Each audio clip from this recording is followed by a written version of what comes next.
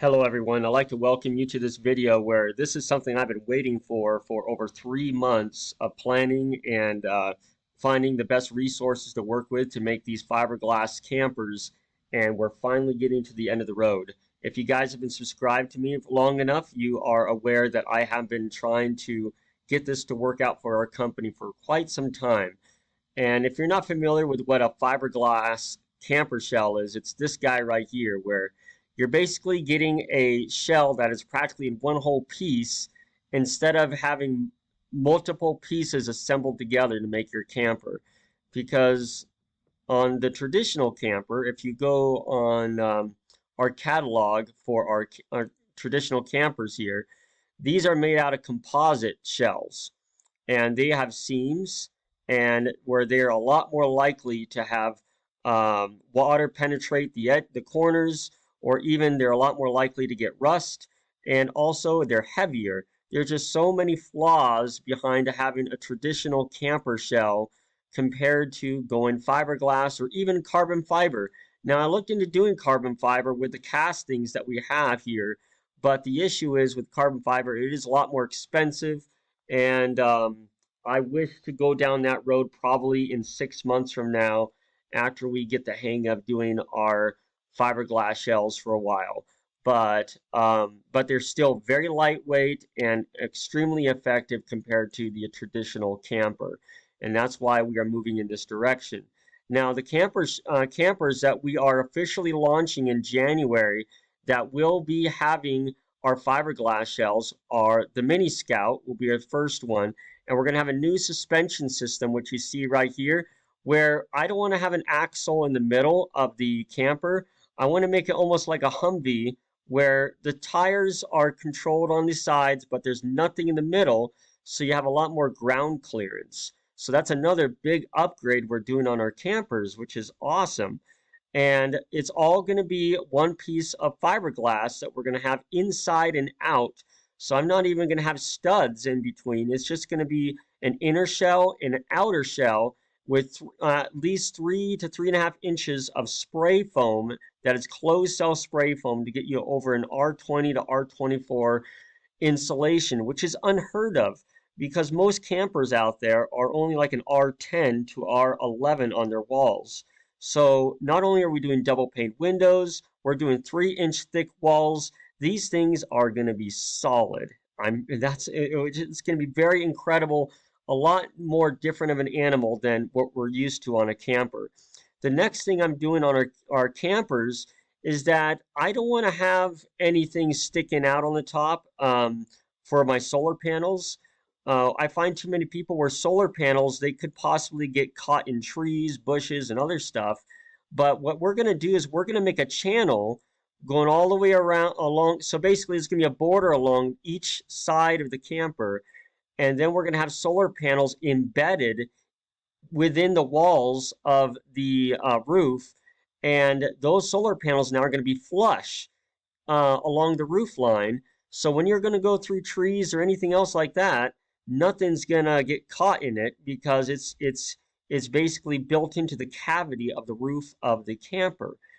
And so let me show you another camper we have here, such as the Maverick. Now the Maverick here is bigger. It's 18 feet long. It's going to have an amazing bed area in the end here, along with a dining area that can turn into a bed. And another cool thing we're going to add on to our campers is, if you can see here, here's the solar panels. I want them flush to the top of the camper, so we're not going to worry about anything catching to any trees or branches or anything like that.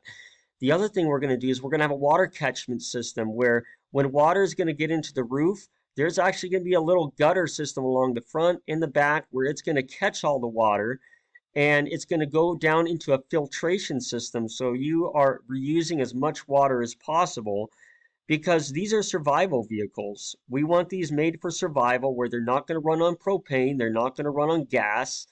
Everything on these campers are run 100% on solar and electricity, and along with the compost toilets and our water filtration systems. So you can live out in nature for weeks or months or even over a year if you want, as long as you utilize the resources correctly on these campers. That's what's making these amazing. So not only are they well insulated, but they are going to be well off grid with the solar panels and well protected because the panels are built into the cavity of the roof. It's going to be pretty awesome. And so I've upgraded the solar as well. There's going to be more solar panels, a larger battery backup system. There's going to be the water filtration system where you can even filter your gray water if you want to reuse that. These are truly made for survival. And the best part is, guys, these are going to be a slightly more affordable than the traditional campers we have on our catalog here. If you look at the original Maverick camper here, it's actually going to be less expensive and it's going to be a better camper because we're able to mass manufacture the shells out of the castings that we have for fiberglass. So fiberglass is lighter, it's stronger, it's easier to manufacture. There's just so many advantages to it that it's a win-win. That's why I'm very excited about this. And then another silly little thing is I'm going to be having built-in LED lights on the front of the camper, of all our campers. So say if you're going off-roading and you want to flip a switch and this light will turn on and this will be additional piece of lighting that can actually get you to see where you're going at night with the lighting on our campers. And are going to have lighting built into the back on the fin here. So you can basically look at your tire when you want to go change your tire. You're going to have lighting in the back as well. There will be built-in awnings included as well. That's the one thing that's going to be sticking out. Unfortunately, I was trying to find a way we can have it built into the walls, but we're just going to stick it to it that way. And also all our windows are going to be double pane windows. They're going to be like regular house windows. And then the last thing is the air suspension. We are going to be including air suspension on the axles. Very unique way on how we're going to set those up. And then the last thing I want to share with you guys is our Humvee. Um, I have a lot of people who have been talking to me and asking me about our Humvees, about how we should be setting these up. And this is going to be what the fiberglass shell will look like for the Humvees. Very similar style as the other stuff. We're going to have the LED lights built into it. The solar panels are built into the cavity, so you're not going to get caught on anything. And then there will be LEDs built into the fins, so if you need to change up your tires, you can. And what I've done is the floor plan. I really like the floor plan, how I set this up. Now I'm going to go back on the Maverick in a moment just to recap too on the floor plan on how we set these up. And then we have two people who can sit here with seat belts, and this seat can convert into a bed.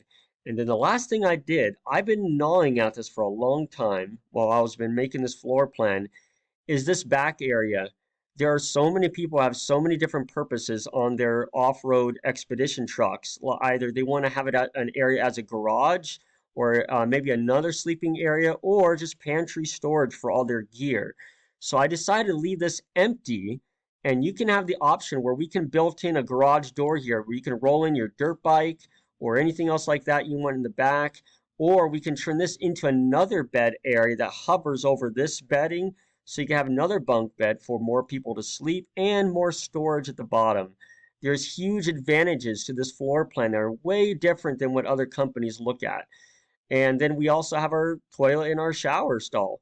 And even the kitchen is very small, but it's a really small camper where we do have the 2 burner stove, little sink. We're going to have a little microwave above it and an area to put your silverware up top.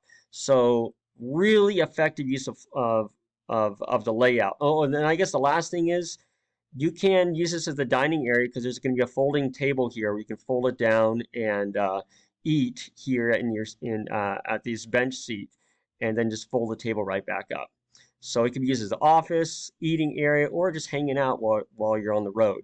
So really awesome use of space, and I'm doing this for less than 100 grand, guys, because the camper is affordable. We're just going to get the Humvee pickup, and then we're just going to do a full all-out upgrade on the truck with new tires, upgrade the suspension, and new grill, new interior. It's just going to be a beast when it's done. And there's companies that charge well over $500,000 or even $400,000 to do Humvees upgraded like this. I'm not going to say the company names, but just look it up online. We are the most affordable in the business. So it's really amazing how we set that up. Now let's go back to the Maverick really quick. I did the same idea with this, that everybody has different situations on how they prefer their floor plans. So what we did here is we have this dining area that we can make that basically has a U shape. This is very popular for a lot of expedition trucks. But what we can do is we can make this as a permanent bedding area where it doesn't have to be a dining, and we can have the dining area here too. Or what if you want to keep this as a dining area and just have the option to lower the table and turn it into a bed, and turn this into a bunk bed area. So either you can have two people sleep here, make a bunk bed for 2 or 3 levels, and sleep all your kids. We try and make this as flexible as possible, but keep the shell the same. So we're not mixing up our shell, because once we make the castings for our fiberglass, we're not going to go away from that. That's why we want to make this flexible on how you sleep. So you can basically have it very simple where you have your dining area here or here, and you choose how you want to utilize your bedding. And that's the same thing I did on the Humvees, is that I wanted you to utilize this space if you want to have more space for garage use or for sleeping or even pantry space if you really want to. Because every person I've talked to a lot of people this past 3 months on how to make these models the best and most effective floor plan for you guys. And this is the best that we can come up with. And I really like how we utilized it. So this is the last thing I want to bring up before I close, is because this is new, and we're launching this. Um, I am going to be offering a sale on this, but it's only going to be till next week on Tuesday. If anybody wants to pre-order these, I am going to be offering 20% off, which is huge. 20% off on your campers or the Humvees or even the Mini Scout. There is a expedition truck that has a 24-foot deck I'm planning on doing, but I decided not to do that yet. I want to focus on these 3 models because this is where the market is right now. Everybody wants an 18-foot roughly camper that's just still really good for off-roading. The Humvees are a really big deal, and the Mini Scouts. And so we're going to make these first 3 models in January out of the castings that we've already been working on. And then once we see how that demand goes and everybody likes it, then we're going to move on to larger vehicles like our expedition trucks that will be made out of fiberglass. And again, guys, we're crazy affordable. There's a company that is out of Australia that makes a camper very similar to this for over $100,000. And when we're done with this, they're not going to be able to touch us compared to all the additional features we're adding to it. So I'm really excited about the affordability and the effectiveness these are going to be. The price could possibly go up in January after we're done with the first set of models. But if you're willing to save some money and contribute to our cause to make these highly affordable, amazing off-road vehicles, then let us know, and we'd love to have you be part of it. But again, thank you so much for your support and for helping us get to this point. We've been doing this for quite a while, but we haven't really thought about doing something in-house like this. We always been selling campers like these, if you see on our catalog here, but they're just not efficient, guys. The R value is terrible. They're just not as waterproof as I wish. There's so many flaws to a traditional camper that I decided, why don't we just make the best and make it here in the United States? And so it's going to be USA made, and it's going to be highly effective and affordable and amazing for being off grid. What can I say? It's going to be awesome. But again, thank you so much, and you guys have a wonderful day.